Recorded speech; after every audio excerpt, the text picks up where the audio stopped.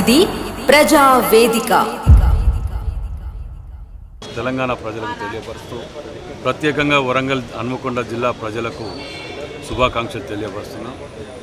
మరి నిజంగా కూడా ఉద్యమకారులు, అమరవీరుల కుటుంబాలు, మేధావులు అందరూ కూడా 10 ఏళ్ల తర్వాత కాంగ్రెస్ ప్రభుత్వం వచ్చిన తర్వాత వీళ్ళందరికీ గౌరవం, మర్యాదలు అన్నీ దక్కినాయంటే అది కేవలం కాంగ్రెస్ పార్టీ వాళ్ళు.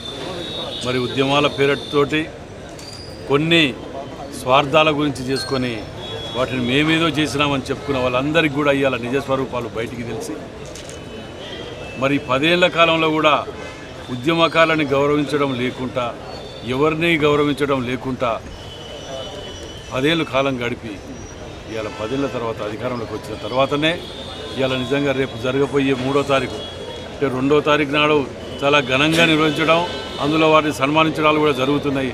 మరి వరంగల్ హన్మకొండ జిల్లాలో ప్రత్యేకంగా 3వ తారీఖు ఉదయం 10:30కు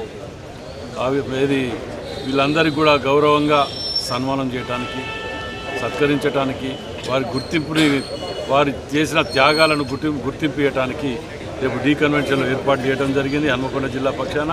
మరి రాష్ట్రంలో అత్యధికంగా పోరాట యోధులు ఉన్నారు అంటే అది హన్మకొండ వరంగల్ జిల్లా నుంచి మాత్రమే. మనందరికీ తెలిసిన విషయమే. ఉద్యమం స్టార్ట్ అయిందంటే కూడా అది హన్మకొండ నుంచి మాత్రమే అనేది మనందరికీ తెలిసిన విషయం.